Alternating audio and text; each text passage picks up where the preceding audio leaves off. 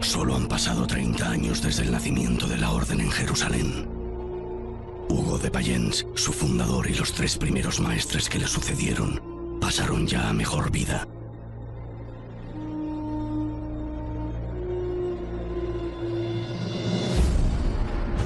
Pero nada parece poder detener el avance del Temple. Sus arcas desbordan riquezas, sus cofres se llenan de reliquias y secretos, y sus fortalezas se multiplican por toda la cristiandad. Ya no hay frontera donde no onde el estandarte blanco y negro del Temple.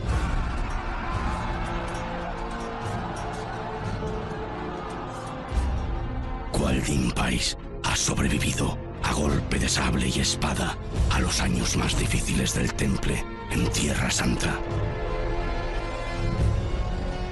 Ha aprendido el arte de la guerra de los mejores caballeros que haya dado la cristiandad, y pronto los mejores tendrán que aprenderlo de él. Se le ha encomendado la ardua tarea de expulsar al Islam de las fronteras portuguesas, y pronto se convertirá en el más grande de los maestres que haya pisado la península. Pues no hay sarraceno con suficiente valor para acercarse a su espada.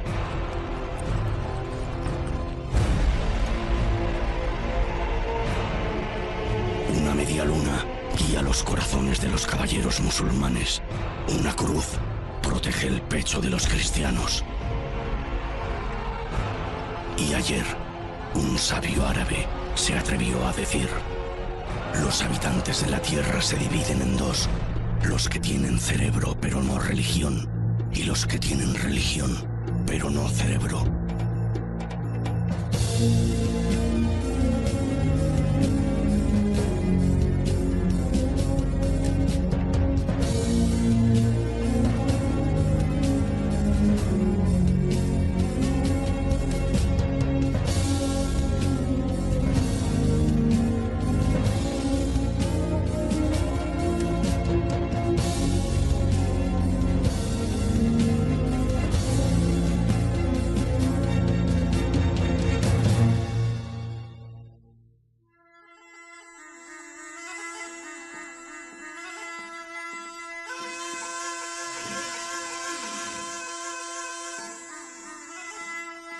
Mis médicos diplomados podían contarse en Bagdad antes de la llegada de los demonios cristianos a Palestina. Existía un gran hospital que atendía sin cobrar a sus pacientes, y varios bancos con sucursales en Al-Ándalus y China. Una fábrica de papel se alzaba en mitad de la ciudad, cuando los francos aún usaban pergaminos andrajosos, y sus calles canalizaban el agua mientras la peste inundaba las ciudades europeas. La capital del mundo extendía sus dominios desde Siria hasta los montes Pirineos cuando el ya existente servicio postal trajo la noticia de las primeras matanzas de musulmanes en Nicea y Jerusalén.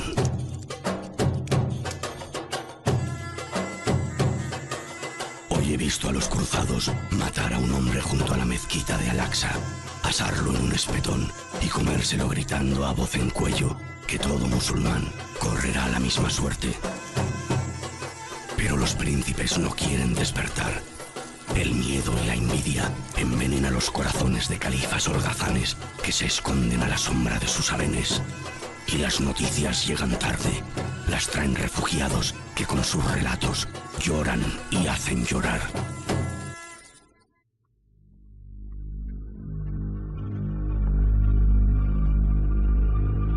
Esta desunión también reina en Al-Ándalus. Los cristianos se están haciendo con la península ibérica. Los emires envían a sus mensajeros cargados de regalos y buenas intenciones cada vez que ven peligrar sus tierras.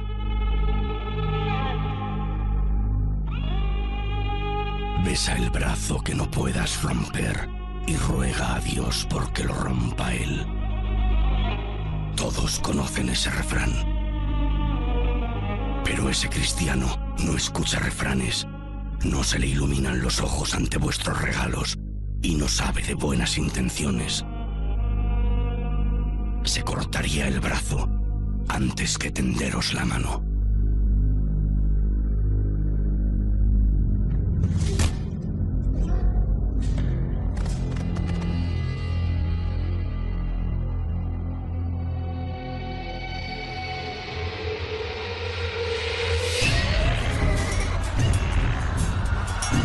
Se ha abierto un foso entre nosotros que no se volverá a cerrar. Cuánta sangre vertida, cuántas hermosas doncellas, por vergüenza, han de ocultar su rostro entre las manos. Coleccionáis poetas, músicos y hermosas esclavas perfumadas en vuestros palacios, mientras vuestros hermanos no tienen más morada que las sillas de los camellos o las entrañas de los buitres. Aunque quisieran despertar y acudir en ayuda de sus hermanos, esos califas serían totalmente incapaces. No sabrían por dónde empezar. El inicio de las cruzadas marca el paso de la Alta Edad Media a la Baja Edad Media. Y según lo veo yo, más que Baja Edad Media, podríamos llamarlo el despertar de la civilización cristiana.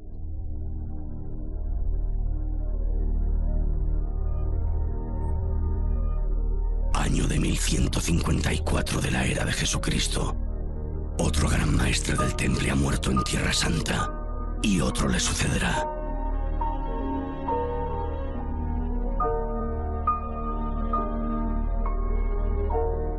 De los 9 caballeros que fundaron la Orden de los Pobres Caballeros de Cristo, solo uno conserva aún la vida: André de Montbard. Tú combatiste junto a Hugo de Payens. Eres el único que aún puede presumir de haberlo hecho. Pero de eso hace ya casi 50 años.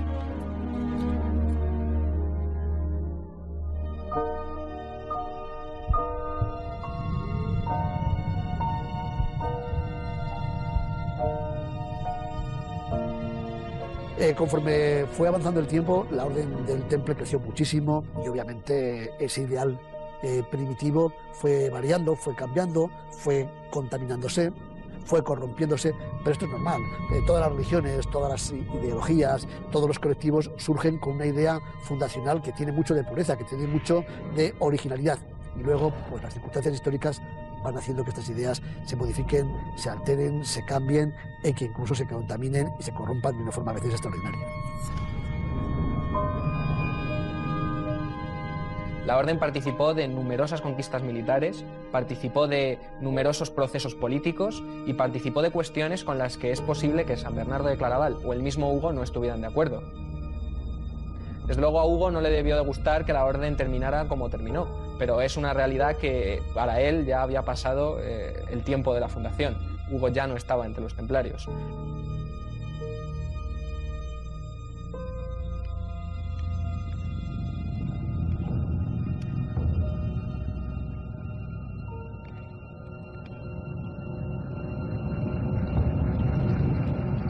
No, Hugo ya no está entre vosotros.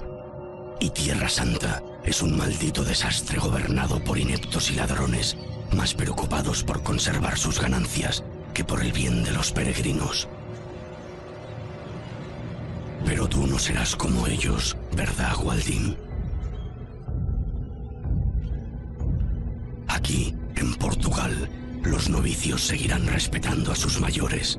Al menos, mientras seas tú el máximo mandatario de la Orden, seguirán haciéndolo. Poco importa si emiten o no su voto de pobreza, pues te asegurarás de que no vuelvan a poseer absolutamente nada. No será necesario que juren obediencia, pues no tendrán más remedio que obedecer. Y no tardarán en aprender en qué consiste la castidad, pues no volverán a acercarse a una mujer en toda su vida. Esto es el temple. Aquí no entra cualquiera. ¿Acaso no fueron esas mismas palabras las que a ti te inculcaron?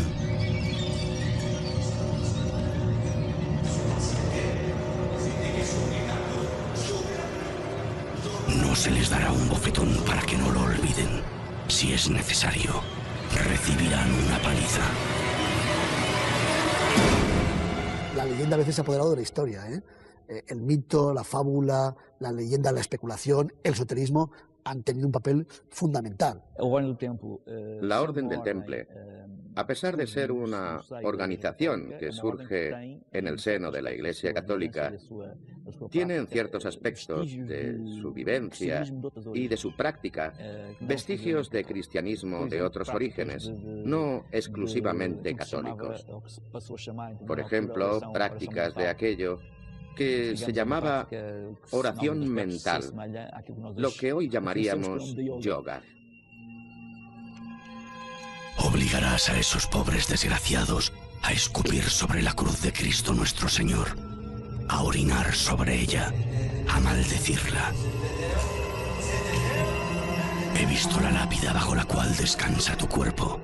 El día que mueras, harás que esculpan sobre ella tu nombre. Lucifer. Dime, Gwaldin, ¿cuándo perdiste la cabeza? Lucifer, si fuésemos a un diccionario latín-portugués, quiere decir la estrella de la mañana. Y si quisiéramos hacer un estudio etimológico, Lucifer significa aquel que porta la luz, lo que indica que él debió recibir esa luz que viene de Oriente. Porque no es normal que, en la Edad Media, se escriba en una placa la palabra Lucifer, porque podría ser asociada al demonio. La palabra Lucifer tenía mucho impacto en la Edad Media. Hoy en día cualquier persona puede ir al convento de Cristo y contemplar esa placa en la que Gwaldin se irguió a sí mismo como Lucifer. Se decía que los templarios escupían sobre la cruz o se orinaba sobre ella para repudiar la figura de Cristo. Esto, en términos generales, fue siempre rechazado por todos los caballeros templarios. E incluso entre algunos de ellos, que parece ser que pudieron aceptar esta acusación, no queda del todo claro desde qué punto lo hacían.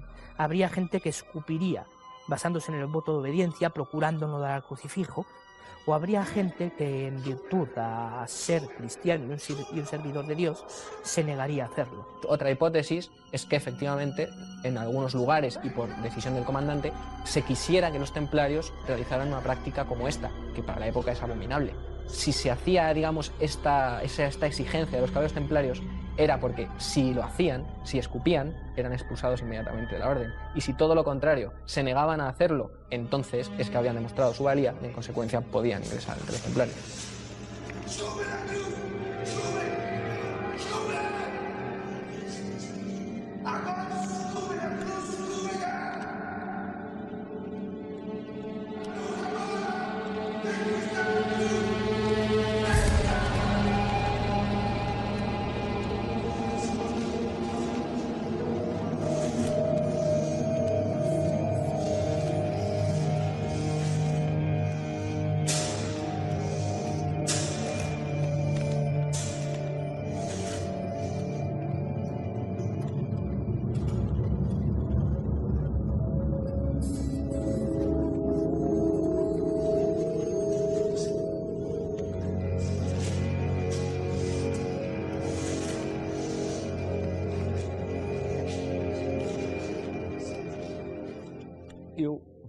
Yo en ese acto veo una memoria ancestral de la idea de que la cruz es algo que ha de ser destruido. ¿Por qué? Porque la cruz no es una señal de vida, es una señal de muerte. Y como es una señal de muerte, debe ser destruida. Del mismo modo que no encontrarás una representación templaria antigua de un Cristo crucificado. Esto es algo que da que pensar. ¿Cómo es que no hay un Cristo crucificado? Todos los Cristos están vivos o resucitados.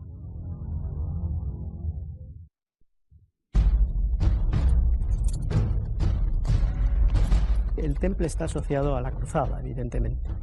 Y todos sabemos que la cruzada es un conjunto de fracasos. Conforme esos fracasos son cada vez más reiterados y cada vez más evidentes al conjunto de la cristiandad, esos fracasos se asocian, lógicamente, a uno de los agentes fundamentales de la cruzada en Tierra Santa, que son los templarios.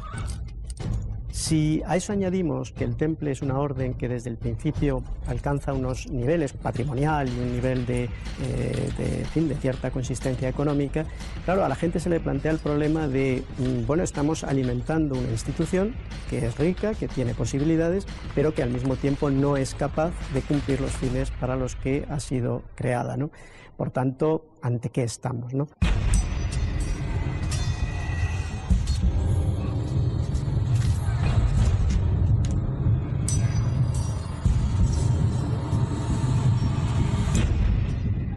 Hablando de los templarios en Portugal, Waldim Pais es realmente un maestre carismático.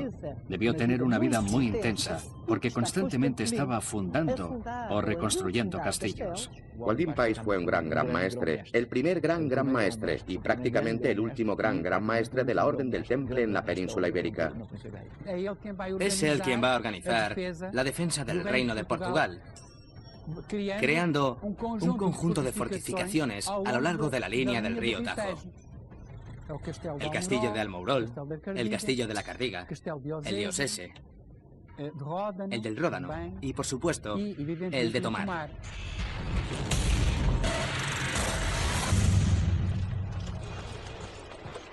En el año de gracia de 1162, construirás el convento de Cristo y la ciudad de Tomar, uno de los más míticos enclaves de la Orden del Templo, un lugar santo que el tiempo jamás logrará destruir.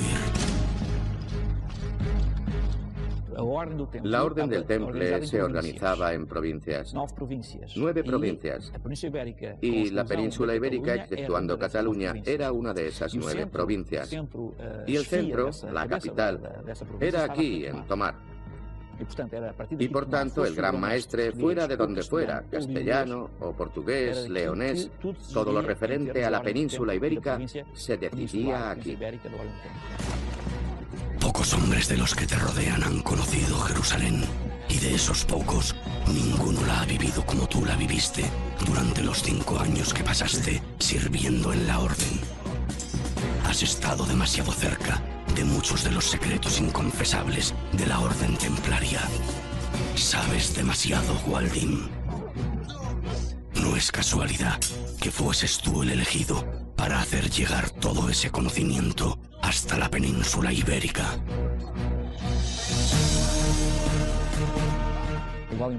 Waldim Pais no solo construye un castillo, construye una ciudad asociada al castillo. Es un conjunto, una réplica exacta de la ciudad santa de Jerusalén. Todo está aquí hecho en función a la disposición y a la distribución de edificios que tenía Jerusalén. Él quería llevar a este lugar la misma memoria y la misma energía, vamos a llamarlo así, que él había vivido en Jerusalén. Jerusalén no es solo una ciudad. No importa cuántas veces la destruyáis o la volváis a levantar. Jerusalén es eterna.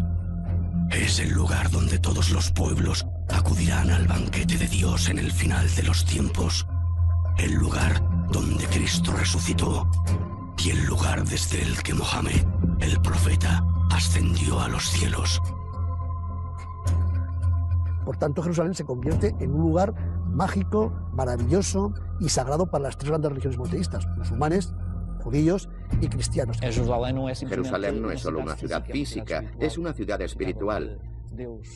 El lugar donde Dios, según las tradiciones del libro, se manifestó.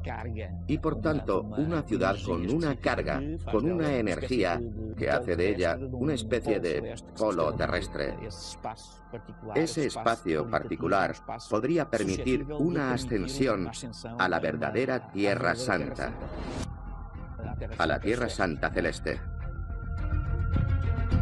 Pero si Jerusalén es esa escalera cuyos peldaños conducen al palacio del único Dios, que es el convento de Cristo, cuentan que has abierto un oscuro pozo en su lecho y que sus peldaños no apuntan al cielo, sino que se sumergen en las entrañas de la tierra. ¿Hasta dónde quieres llegar, Waldim?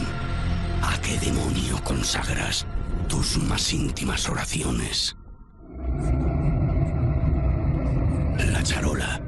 lugar de oración de los templarios de Tomar será concebida como una réplica exacta de la planta del Santo Sepulcro de Jerusalén. Así que sé que no os habéis apartado del amor de Nuestra Señora. Sé que en esa charola erigiréis su imagen y que a ella honraréis en vuestro culto. ¿Quién sino intercederá por vosotros, templarios, el día que acudáis ante las puertas?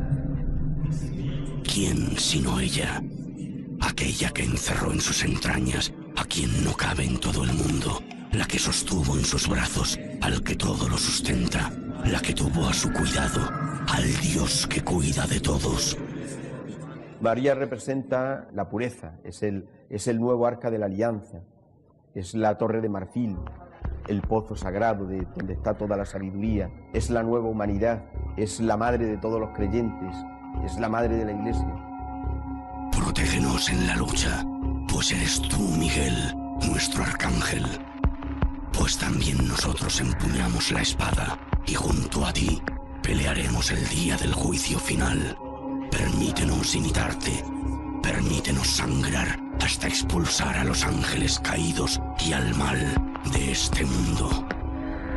Toda la Sagrada Escritura es una lucha, ¿no?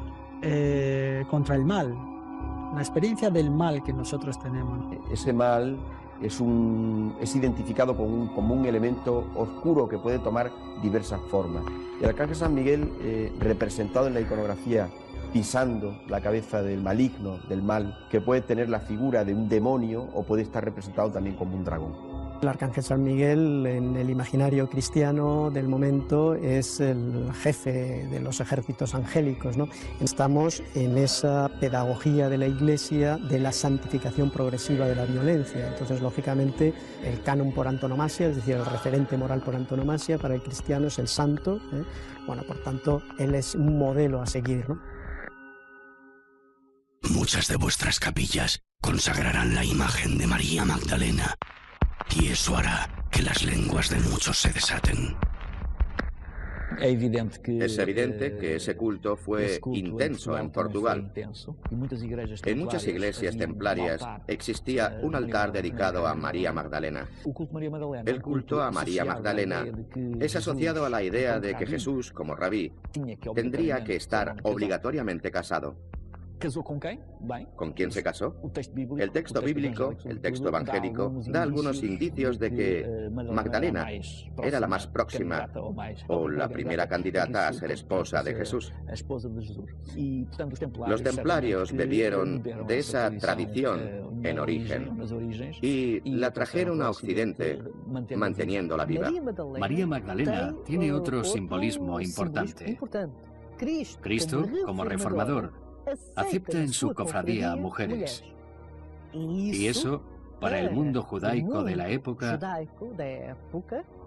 y tal vez a día de hoy, es una revolución.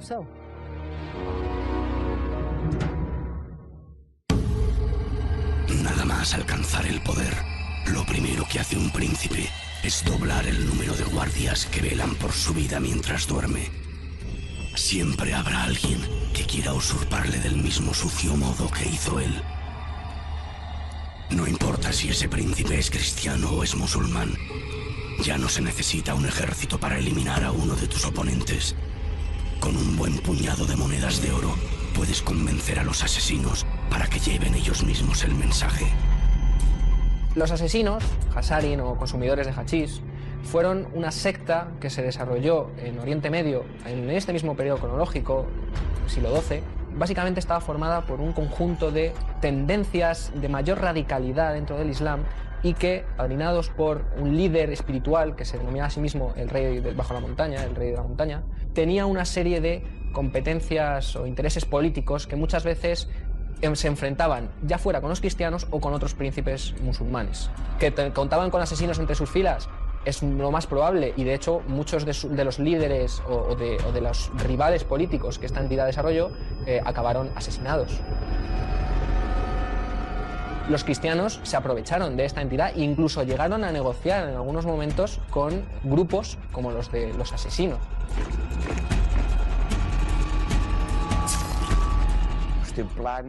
Los templarios, cuando no podían, tenían que pagar a la orden de los asesinos, la orden musulmana correspondiente a la orden templaria cristiana, para proteger a los peregrinos cristianos. Por tanto, hubo encuentro entre ellos.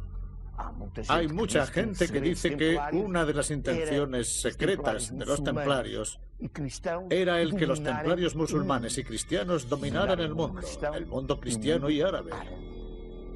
Existe también un documento en que se nombra un tributo que la caballería de Almut, es decir, los asesinos de la montaña, pagarían un tributo a los templarios.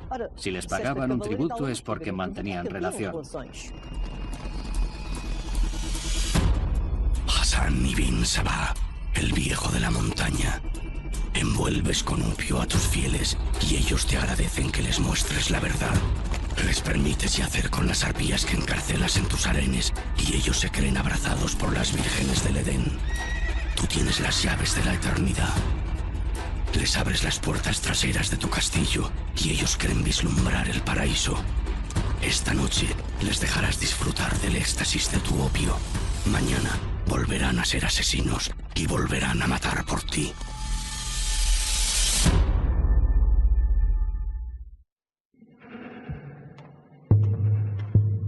Las ciudades crecerán aún más. Sus habitantes se hacinarán en ellas, respirarán el aire putrefacto de sus ciénagas y compartirán con las ratas sus aguas y sus pulgas.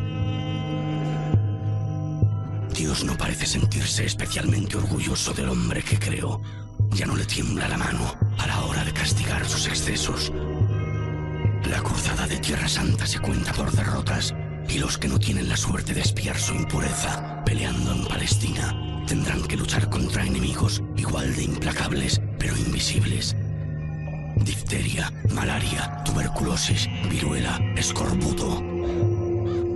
Ahora estamos acostumbrados, casi todos, porque lo vemos en la televisión, porque lo leemos en los periódicos o porque nos toca personalmente o algún familiar, a estar muy identificados o por lo menos a conocer muchas enfermedades y muchos nombres de medicamentos. Esto no era siempre así. Había, por ejemplo, enfermedades en la Edad Media que no se conocían y que se les daba un nombre muy genérico. Las fiebres. ¿Qué eran las fiebres realmente? Era un virus que afectaba a la sangre, era una pulmonía, era un simple resfriado. La pérdida de las cejas, los ojos saltones o la hinchazón de la nariz son claros indicios de que has contraído la lepra. Los médicos no dudarán en confirmarlo. Si además tienes la piel de la frente tensa y brillante, los pies pequeños o la voz ronca, se te dirá una misa de difuntos y si tienes familia, ellos te acompañarán hasta la leprosería. Lo harán en silencio, pues no eres más que un muerto en vida y con los muertos no se habla.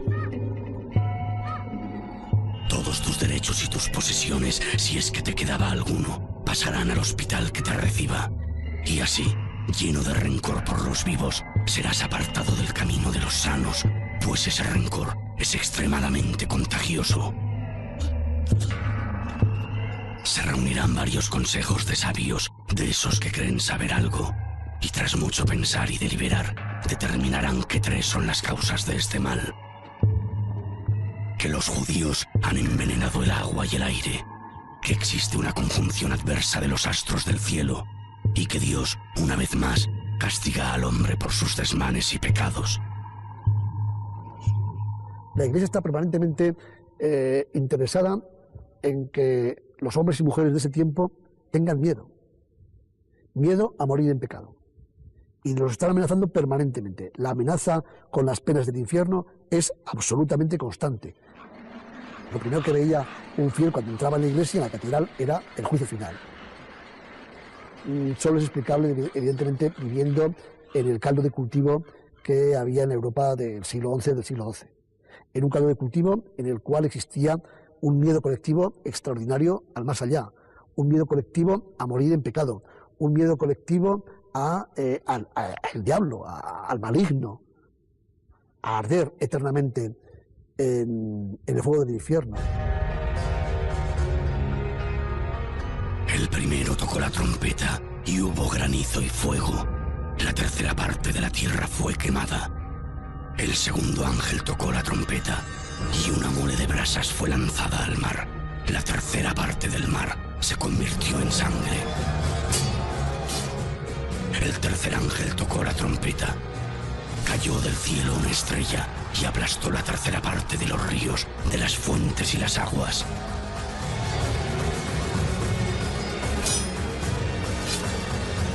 El cuarto ángel tocó la trompeta y fue herida la tercera parte del sol, la tercera parte de la luna y la tercera parte de las estrellas, y el día perdió la tercera parte de su esplendor.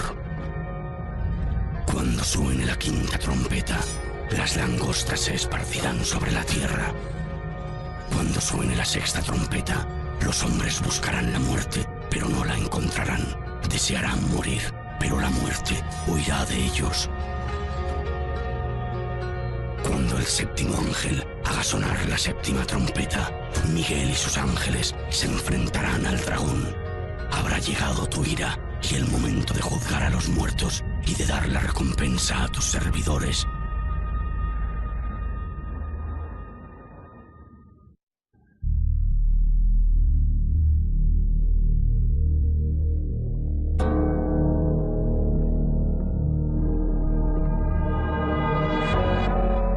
Capítulo 42 de la regla del temple. Prohibimos a todo hermano hacer mención a las locuras que hubiere hecho en el mundo, y a los placeres de la carne con mujeres, y aquel que oyera a cualquiera charlar estas cosas, lo haga callar, para no prestar el oído de su corazón a ese mentiroso. Capítulo 17. No se dará a los hermanos licencia para hablar en público, si no es por urgente necesidad. Te expondrás infaliblemente a pecar si mantienes la boca abierta, y es por eso que no permitiremos ni palabras inútiles ni bufonadas.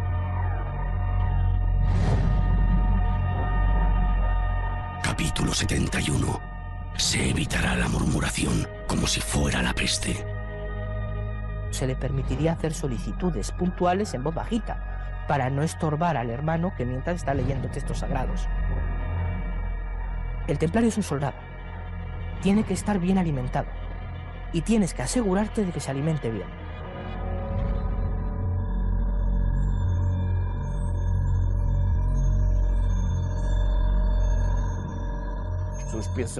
Algunos creen que los guerreros solo comían carne y no era así.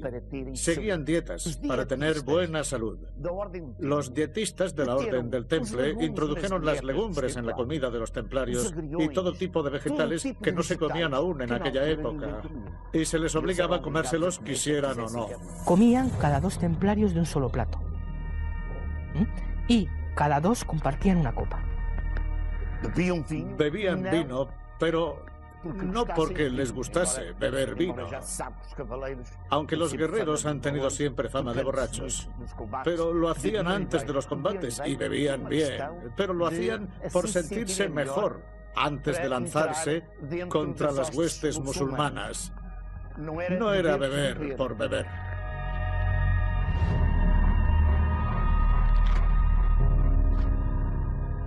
Capítulo 70 de la regla del temple. Que cada uno se acueste aparte en una cama, con un saco, un colchón y una manta basta. Se dormirá con la camisa y los calzones, y que haya siempre luz mientras duerman los hermanos.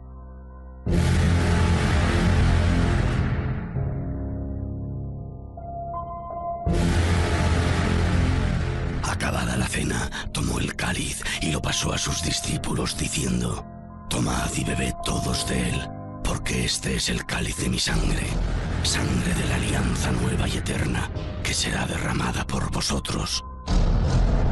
Y ese cáliz será el plato en el que José de Arimatea recogerá la sangre y el agua emanadas de la herida abierta en el costado de Cristo el día de su crucifixión.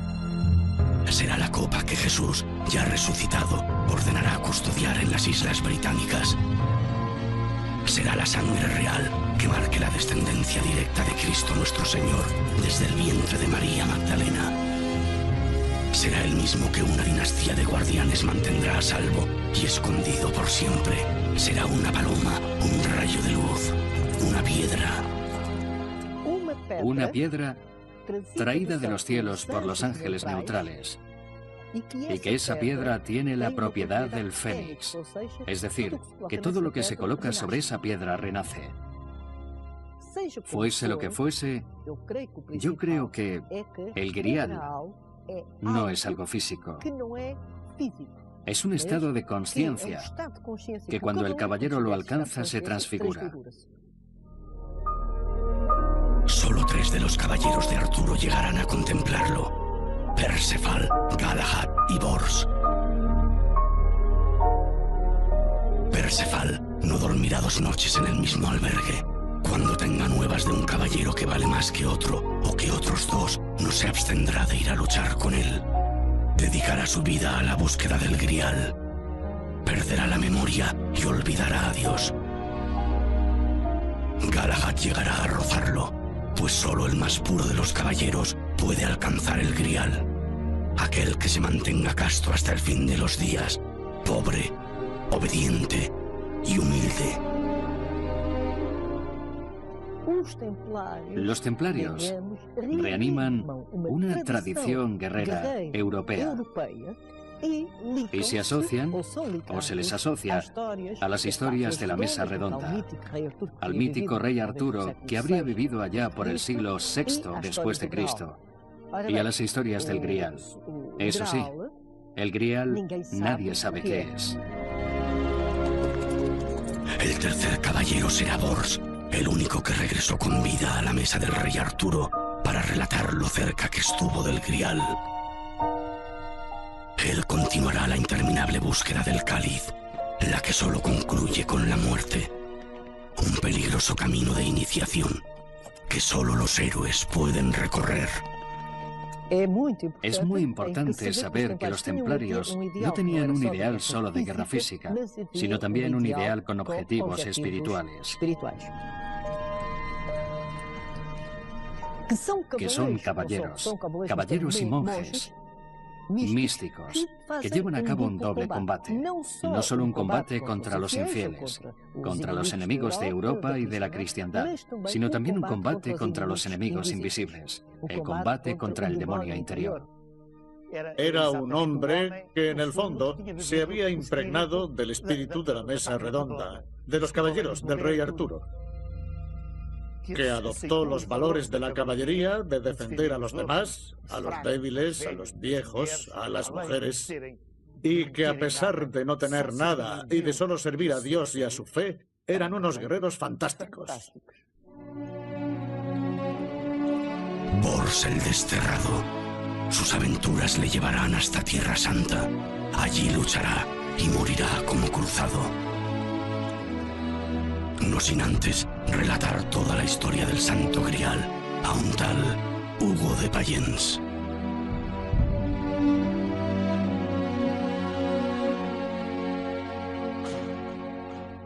Ser templario implica un salto de fe que hoy en día no se podría dar. Estamos hablando de un nivel de sacrificio que hoy día nadie daría.